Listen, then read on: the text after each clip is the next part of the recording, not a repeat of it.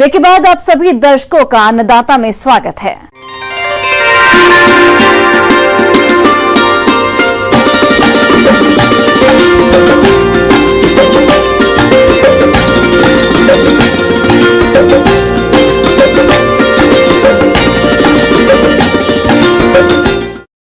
पिछले कुछ समय से खेती में काफी बदलाव हो रहे हैं। लोग पारंपरिक खेती छोड़ व्यावसायिक खेती की ओर रुख कर रहे हैं। ऐसे में किसानों के लिए रजनीगंधा की खेती भी एक बेहतर विकल्प साबित हो सकती है। अगर आप भी रजनीगंधा की खेती करना चाहते हैं तो किन किन बातों पर ध्यान दें, इसकी जानकारी लेते हैं डॉक्टर राजेंद्र प्रसाद, केंद्रीय कृषि विश्वविद्यालय पूसा, समस्तीपुर के कृषि वैज्ञानिक डॉक्टर अनिल कुमार से।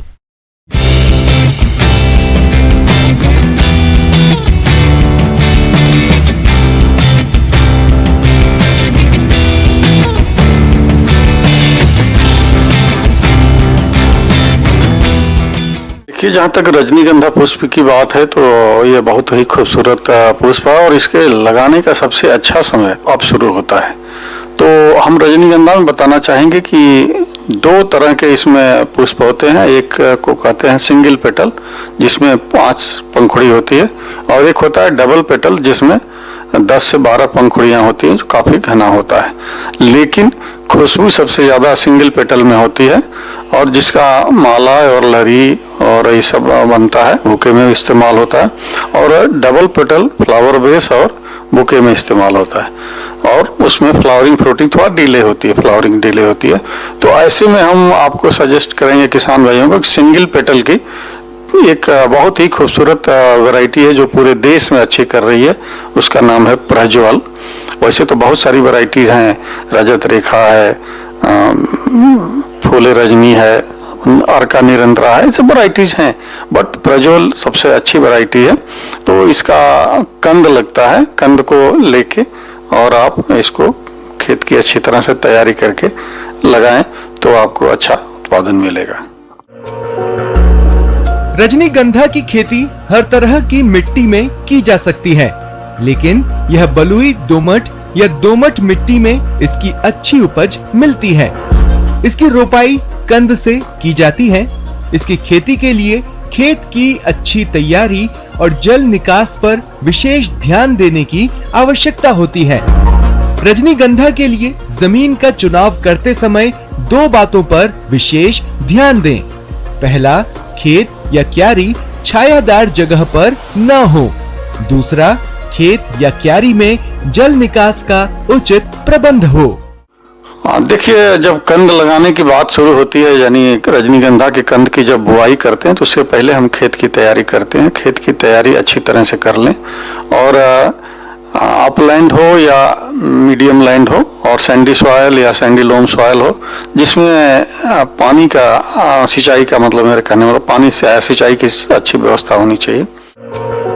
रजनीगंधा की फसल में फूलों की अधिक पैदावार लेने के लिए उसमें आवश्यक मात्रा में जैविक खाद, कंपोस्ट खाद का होना जरूरी है।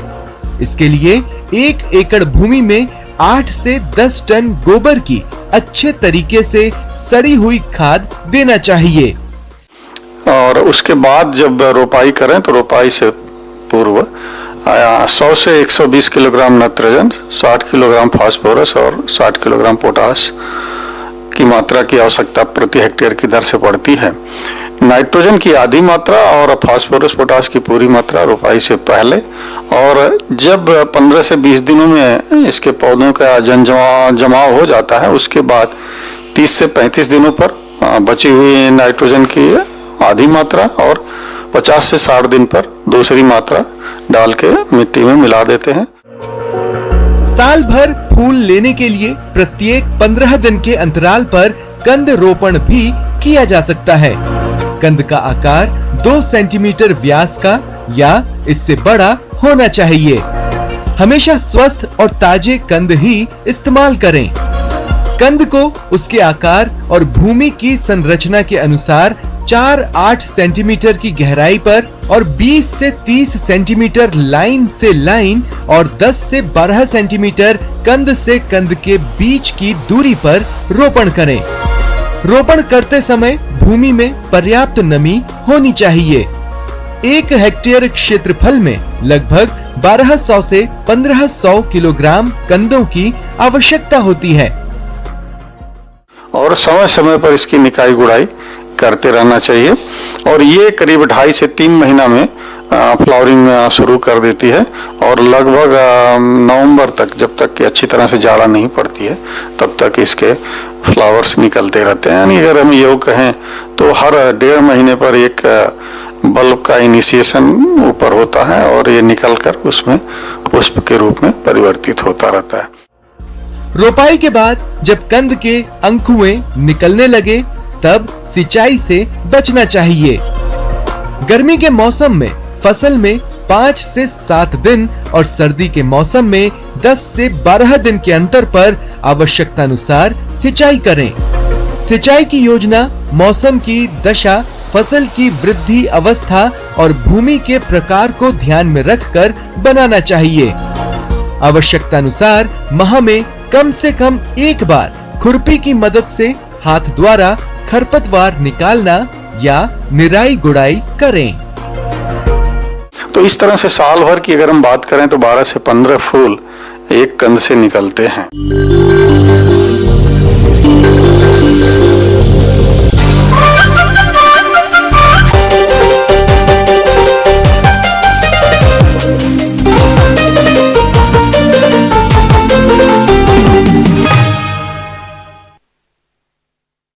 जायद में बहुत से किसान उड़द की खेती करते हैं। फिलहाल समय से बोई गई उड़द की फसल बढ़वार की अवस्था में है और इस फसल से अच्छी पैदावार हो, इसके लिए फसल को कीट और रोग से मुक्त रखते हुए फसल में कौन कौन से कार्यों को करें, इस बारे में बता रहे हैं कृषि विशेषज्ञ गुरप्रीत सिंह गांधी।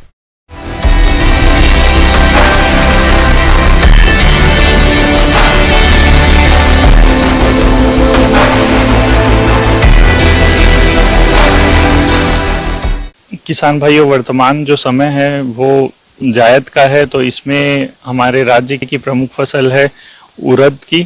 तो किसान भाइयों, जैसा कि अभी का जो समय है उसमें आपने 15 से 20 दिन कहीं पर की फसलें हो गई होगी, कहीं पर 20 से 25 दिन पहले आपने फसलों की बुआई जो है कर दी होगी। उड़द की फसल में खरपतवार अधिक देखने को मिलते हैं, जो कि फसल में खाद, उर्वरक और हवा पानी के लिए प्रतिस्पर्धा करते रहते हैं, जिससे फसल की बढ़वार पर विपरीत प्रभाव पड़ता है। साथ ही साथ फसल पूर्ण रूप से कमजोर हो जाती है और फिर आगे चलकर फसल उत्पादन में कमी आ जाती है।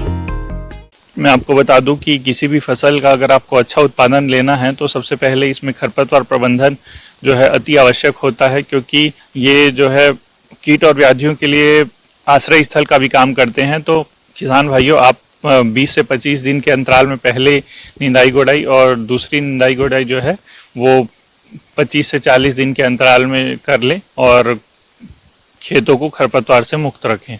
इसके बाद बात आती है जल प्रबंधन की। तो वर्तमान जो समय चल रहा है उसमें को मैं बताना चाहूँगा कि लगातार आप हल्की सिंचाई करते रहें और इसके लिए मृदा का जो प्रकार है और फसलों की जल मांग के आधार पर आप सिंचाई करते रहें। ये बात का विशेष ध्यान रखना है कि बराबर नमी जो है पूरे खेत में बनी रहे और ना तो कम रहे और अत्यधिक भी नहीं रहनी चाहिए, क्योंकि अगर आप जल कहीं पर संग्रहित हो जाता है तो वो भी जो है इस फसल के लिए अत्यधिक हानिकारक होता है। ये उसके प्रति अधिक संवेदनशील होती है, जिससे जड़ सड़न रोग हो सकता है पौधों में। इसके बाद बात आती है पोषण प्रबंधन की। तो किसान भाइयों, अभी तक आपने बेसल डोज के रूप में नाइट्रोजन, फास्फोरस और पोटास, जिंक की मात्रा आपने दे दी होगी, लेकिन कहीं कहीं पर अगर आपको फसल थोड़ी कमज़ोर दिख रही होगी तो आप बची हुई नाइट्रोजन की मात्रा 10 किलोग्राम प्रति एकड़ की दर से आप इसका छिड़काव जो है कर सकते हैं। किसान भाइयों, अब हम बात कर लेते हैं सबसे महत्वपूर्ण जो पहलू रहता है फसल सुरक्षा का। बिहार रोमेल इल्ली कीट। इस कीट के प्रौढ़ मध्यम आकार का तथा प्रौढ़ के पंख पूरे पीले रंग के होते हैं। इनके शरीर पर घने बाल या रोए होते हैं, जिस कारण इन्हें कंबल कीट भी कहा जाता है। इल्लियां छोटी अवस्था में झुंड में रहकर पत्तियों को खाती हैं, जिससे पत्तियां जालीनुमा आकृति की बन जाती हैं। बड़ी इल्लियां फसल में फैलकर पत्तियों में अत्यधिक नुकसान पहुंचाती हैं और अधिक प्रकोप होने की स्थिति में पौधे पत्ती विहीन हो जाते हैं और केवल डंठल के रूप में रह जाते हैं। इनके प्रकोप से पौधे में दाने छोटे व उपज में कमी हो जाती है। जैविक कीट नियंत्रण के हेतु फसल में 6 से 7 फेरोमोन ट्रैप प्रति एकड़ के हिसाब से लगाने चाहिए। इसके साथ ही फसल में लाइट ट्रैप का भी प्रयोग करना चाहिए।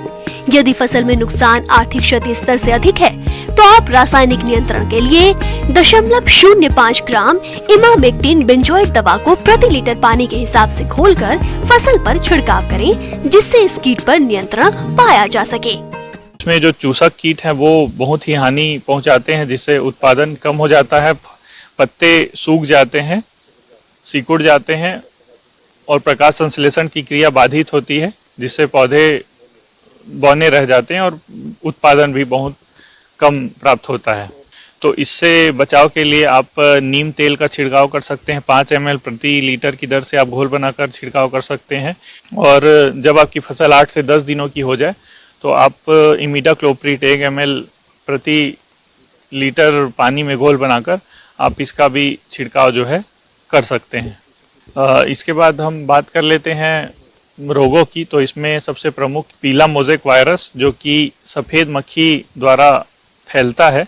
चूँकि ये ऐसा रोग है कि अगर आपके खेत में आ गया और 1-2 पौधों में हो गया तो ये पूरे खेत में लगभग फैल जाता है और पूरी फसल जो है नष्ट कर देता है। तो इसके नियंत्रण के लिए सबसे पहले तो आप रोगरोधी किस्मों का चयन करें, मतलब पीला मोज़ेक जो रोग है उसके अवरोधी जो किस्में हैं आप उसका उपयोग करें। बीज उपचार अगर कर रहे हैं तो जो फंगीसाइड के साथ साथ इंसेक्टिसाइड थायोमेथाक्साम 0.5 ग्राम प्रति केजी बीज की दर से आप इसका भी अच्छी तरह से मिला दें और बीज उपचार करें। और साथ ही साथ फसल चक्र का उपयोग करें। लगातार एक ही खेत में आप हर साल उड़द की फसल ना लें। तो किसान भाइयों, ये थी मेरे द्वारा बताई गई छोटी छोटी जानकारियां, जिसको आप अगर ग्रीष्मकालीन उड़द की अधिक से अधिक उत्पादन प्राप्त कर सकते हैं।